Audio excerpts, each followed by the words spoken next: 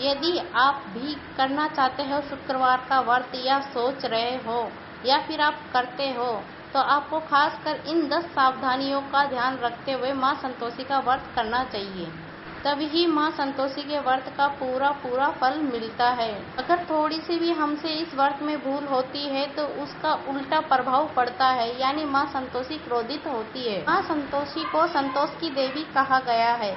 कहते हैं जहाँ सुख संतोष होता है वहाँ माँ लक्ष्मी भी वास करती है। इसीलिए तो माँ संतोषी ने शुक्रवार का दिन ही चुना है ताकि माँ संतोषी के साथ माँ लक्ष्मी और गणपति जी की पूजा एक साथ हो सके। चलो हम जानते हैं कि माँ संतोषी के व्रत के दिन हमें कौन सी वो सावधानियाँ बरतनी है जिससे हमें माँ संतोषी के व्रत का पूरा फल मिले और माँ संतोषी हमसे खुश हो। हम ये तो सभी जानते हैं कि माँ संतोषी को खटाई बिल्कुल भी पसंद नहीं है।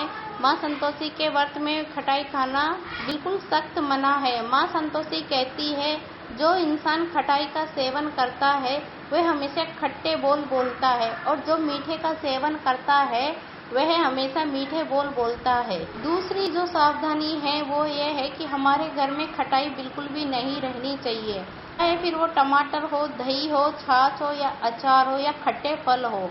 हमें उनको घर से दूर यानी कहीं अलग स्थान पर रख देना चाहिए ताकि उससे हमारे हाथ ना लग सके। उस दिन बच्चों को बाहर का खाना भी ना खाने दे या बाहर की कोई ऐसी चीज ना खाने दे जिसमें खटाई हो।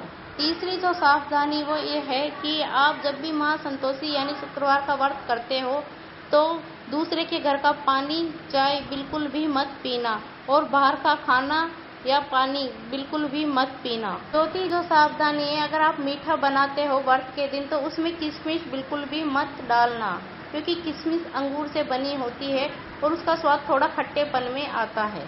और चौथी जो माँ संतोषी के व्रत में सावधानी बरतनी है वो ये है कि आप जिस दिन व्रत करें तो अपना गुस्सा कंट्रोल में रखें, अपना स्वभाव थोड़ा ठंडा व शांत रखें, अपने मन में संतोष रखें, किसी से झूठ या छल कपट बिल्कुल भी ना करे, किसी का दिल भी ना दुखाए। पांचवी सावधानी, जो आप खाने में भोजन बना रहे हैं वो आप स्वयं खाएं और अपने बच्चों और अपने पति को खिलाएं या अपने घर वालों को खिलाएं। बाहर को किसी को आपको ये प्रसाद नहीं बांटना है। छठी सावधानी, माँ संतोषी की पूजा गुड़ चने से होती है, लेकिन गुड़ चने का प्रसाद भी आपको बाहर के व्यक्ति या बच्चे को नहीं देना। सिर्फ आप वो प्रसाद जो बच जाए आपके खाने के बाद तो वो गाय को ही खिलाना है। और सातवीं सावधानी, जब भी आप सुबह या शाम की आरती करते हो या कथा सुनते हो तो उसमें बीच में आपको बिल्कुल भी नहीं बोलना, ना आपको खड़ा होना है। कथा समाप्त, आरती समाप्त होने पर ही आपको बोलना है, खड़ा होना है। हाँ, कोई ऐसी बात हो जाए जिसमें आपको जरूरी खड़ा होना है तो आप माँ संतोषी को प्रणाम करके क्षमा मांगकर आप खड़े हो सकते हो या बोल सकते हो। आठवीं सावधानी, जब माँ संतोषी का व्रत खोलते हो उस समय आप गाय को या कुत्ते को रोटी देते हो। उस दिन सिर्फ आपको गाय को ही रोटी खिलानी है। कुत्ते को भले आप दूसरे दिन शनिवार को खिला सकते हो पर शुक्रवार के दिन कुत्ते को रोटी बिल्कुल भी मत देना, उसमें माँ संतोषी का प्रसाद बिल्कुल भी मत डालना। नवी सावधानी, जब आप माँ संतोषी के व्रत का उद्यापन करें तो बड़े लड़के को यानी 18 साल तक के बच्चों को ही खाना खिलाए, छोटे बच्चों को खाना न खिलाए और खाना खिलाने का समय संध्या का ही रखे यानी शाम का, ताकि बच्चों को दोबारा भूख न लग सके, वे घर पे जाकर दूसरे खाने का सेवन ना कर सके, ताकि आप उनको समझाकर खाना खिलाकर भेजें कि बच्चों आपको घर पे जाकर कुछ भी नहीं खाना जिससे माँ संतोषी क्रोधित होए। बड़े बच्चे को ही खाना खिलाना है। 18 साल से ऊपर या 18 साल तक के बच्चों को ही आपको भोजन कराना है। भोजन में लड़कों को ही भोजन कराना है। 10वीं सावधानी, जब आप बच्चों को भोजन करा रहे हो तो उनको दक्षिणा में पैसे बिल्कुल ना दे।